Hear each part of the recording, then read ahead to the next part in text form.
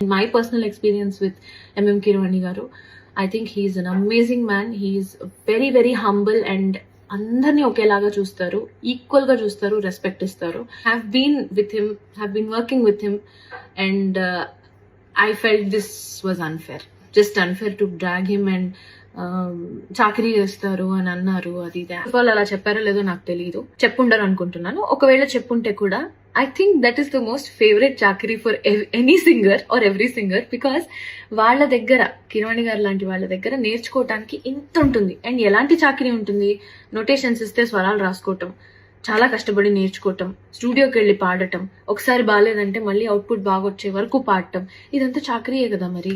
So ఈ చాకరీ చేయడానికి ఏ సింగర్కి ఇష్టం ఉండదు, అందరికీ ఇష్టం ఉంటుంది. Because when you have an opportunity to learn so much from an amazing legend that is easily accessible to you. అసలు people forget the fact that he is easily accessible to you.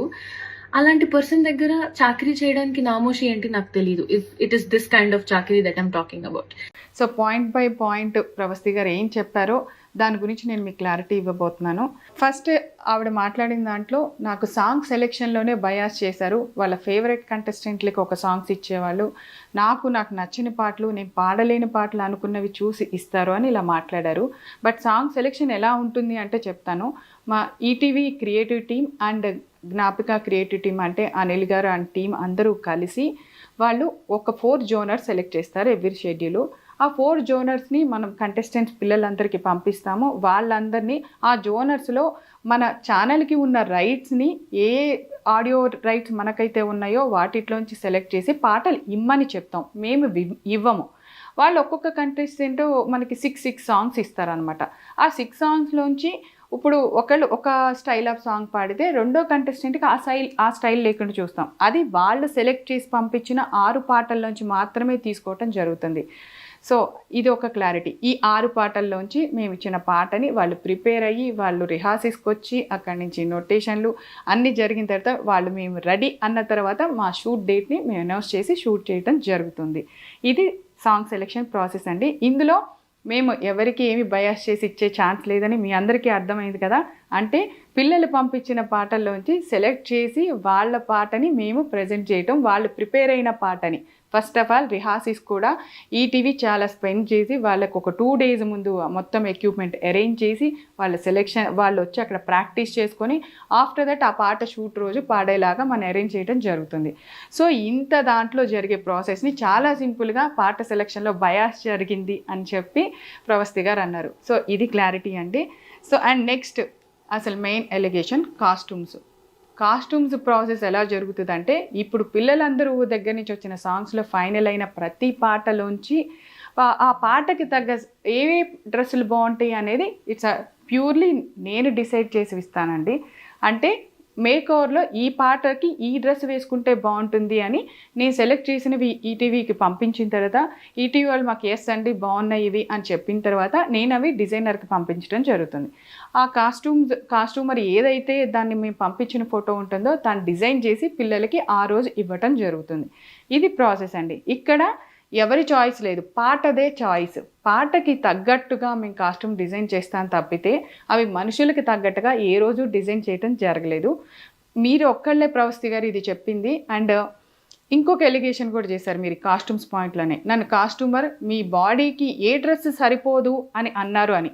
నిజంగా అది తప్పు, అది చాలా తప్పు మాట. ఎవరెవరు బాడీ గురించి మాట్లాడాల్సిన అవసరం లేదు. అది ఎవరి దేవుడిచ్చింది ఎవరు కాదనలేము. దానికి మనం ఒకళ్ళు కామెంట్ చేశారని మనం ఊరికే ఉండక్కర్లా, మీరు చెప్పచ్చు అందరికీ. కానీ మీరు ఇది ఎక్కడ చెప్పాలి, మీరు షూటింగ్ జరుగుతున్నప్పుడు సెట్లో అక్కడ నాకు కానీ షో డైరెక్టర్ అనిల్ గారికి కానీ అండ్ అక్కడ ఉన్న ఈటీవీ ప్రొడక్షన్ మేనేజర్కి కానీ మీరు చెప్పాలి. బాధ్యతగా ఉంటే, మీరు బాధపడి ఉంటే ఆ విషయంలో మీరు ఆ రోజు చెప్పకుండా ఈరోజు ఆఫ్టర్ ఎలిమినేషన్ వచ్చి నన్ను నా బాడీ షేవింగ్ చేశారు, నన్ను ఈ డ్రెస్సులు వేసుకోమన్నారు, నన్ను ఇలాగే ఉండమన్నారు అని చెప్పారు. ఇప్పుడు ఓన్లీ ప్రవస్తి గారికి ఏవైతే పొట్టి బట్టలు ఇచ్చామో అని మాట్లాడారో ఒక్కసారి 10 ఎపిసోడ్లు మనం ప్రవస్తి గారితో షూట్ చేయడం జరిగింది. ఆ 10 ఎపిసోడ్స్ కాస్ట్యూమ్స్ ఒకసారి చూడండి. ఇక్కడ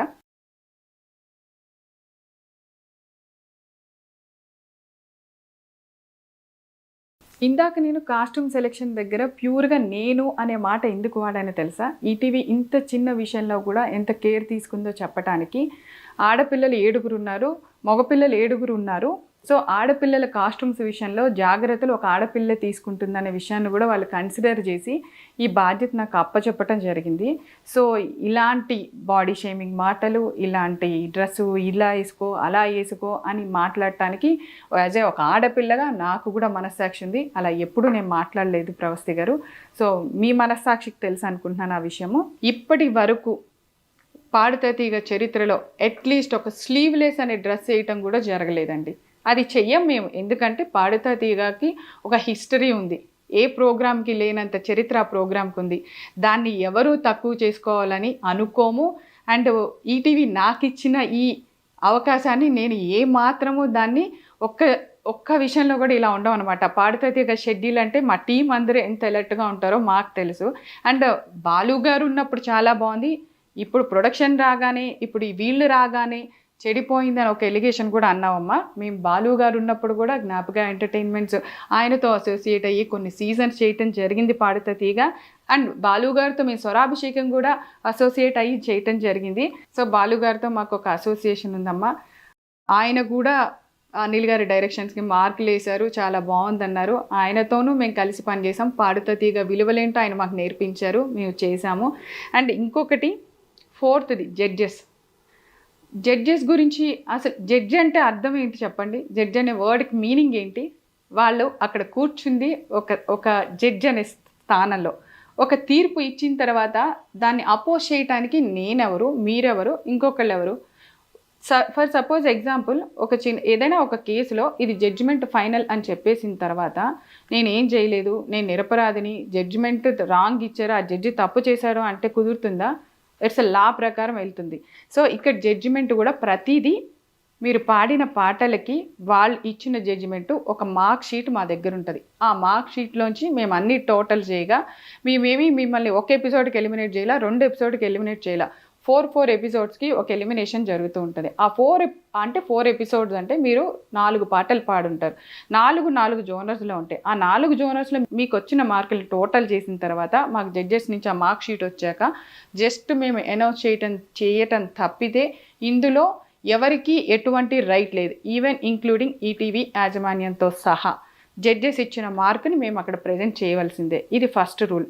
అండ్ మీరు అగ్రిమెంట్ రాసేటప్పుడు కూడా, మీరు సంతకం పెట్టేటప్పుడు కూడా జడ్జిమెంట్కి మేము గౌరవిస్తాము అనే పాయింట్ ఉంటుంది. అది చదువుకొని ఉంటే బాగుండేది ప్రవస్తి. మీకు అన్ని పాయింట్స్ మీరు అడిగిన, మీకు అనిపించిన, బాధగా అనిపించిన అన్ని పాయింట్స్ మీద బయట వాళ్ళకి అర్థం అవ్వాలి అని చెప్పి నేను క్లారిటీ ఇవ్వటం జరిగింది. సో మీకు ఎందుకో మీ ఆలోచనలో మీకు అవి తప్పులుగా అనిపించాయి. డెఫినెట్గా నీకు మంచి ఫ్యూచర్ ఉంది. ఇలాంటివన్నీ పక్కకు పెట్టి నువ్వు డెఫినెట్గా నీ లైఫ్లో ఫైట్ చేసి మళ్ళీ అగైన్ ఒక సింగర్గా చూడాలనుకుంటున్నాము. ఇలాంటి అపోహలన్నీ పక్కన పెట్టేసే Pravasthi. All the best. Hello Geethakrishna garu, you are my favourite director. అప్పట్లో మీరు ఎంతో కొత్త రకమైన ఆలోచనతో ఎంతో కొత్తగా సినిమాలు మీరు చేశారు. ఎంతో మంచి పేరు ఉంది మీకు ఇండస్ట్రీలో. చాలా చక్కటి డైరెక్టర్. కె విశ్వనాథ్ గారి దగ్గర శిష్యుడికి చేసి ఆయన దగ్గర శిష్యుడికి చేసిన డైరెక్టర్స్ మీరు ఒక్కరే అంత ఫేమ్ అయ్యి అంత మంచి సినిమాలు తీశారు. కానీ ఈ మధ్య మీరు కొంచెం ఎక్కువగా అవుతుంది. మ్యాటర్ ఏంటంటే కీరవాణి గారి గురించి కానీ, సునీత గురించి కానీ, మా చంద్రబోస్ గురించి, వీఆర్ ఆల్ మా family, we are all 1 family members. ఇక్కడ తప్పు ఏమీ జరిగిపోలేదు. ఏం జరిగింది అంటే అది అసలు వాళ్ళు మీడియా వాళ్ళు చూసుకుంటారు. ఆ పాట ఏంటి, ఆ గోలే మనకు తెలియదు. కానీ ఇలా పర్సనల్గా మనుషుల్ని అలా మాట్లాడడం అది ఎంతవరకు కరెక్టో మీరు ఆలోచించండి గీతాకృష్ణ గారు. ప్లీజ్, యాజ్ యువర్ బ్రదర్, మీరంటే నాకు చాలా ఇష్టం, నేనంటే కూడా మీకు చాలా ఇష్టం, నాకు తెలుసది. ఎందుకంటే ఆ కార్యక్రమం ఎంతో చక్కగా జరుగుతుంది. ఏదో చిన్న గ్లిచెస్ ప్రతి దాంట్లో వస్తాయి. ఇప్పుడు నేను చేశాను, మేము చేసిన ఎన్నో కార్యక్రమాల్లో చిన్నవి వస్తాయి. అక్కడక్కడ మర్చిపోతారు అందరూ, వాళ్ళు హ్యాపీగా ఉంటారు. దీన్ని ఇంత రచ్చ చేయాల్సిన అవసరం లేదు. దయచేసి వాళ్ళ గురించి మట్టుకు ఇలా మాట్లాడకండి అమ్మా ప్లీజ్. నాకు ఎంత బాధ వేస్తుందంటే, అంత కష్టపడి వచ్చినాడు.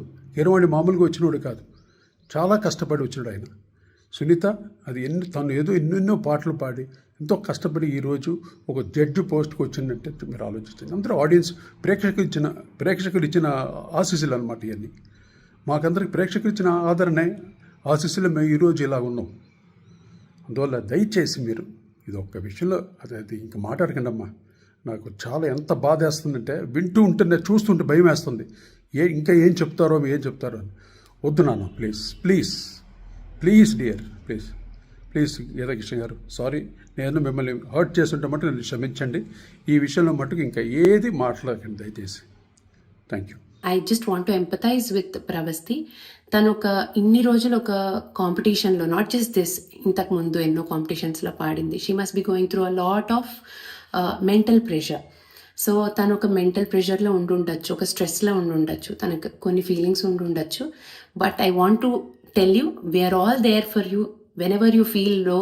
ప్రేమగా, మమకారంగా, అక్క మాకు ఇలా ఉంది, వీఆర్ ఫీలింగ్ లో అని చెప్పు. We are all there to support you mentally.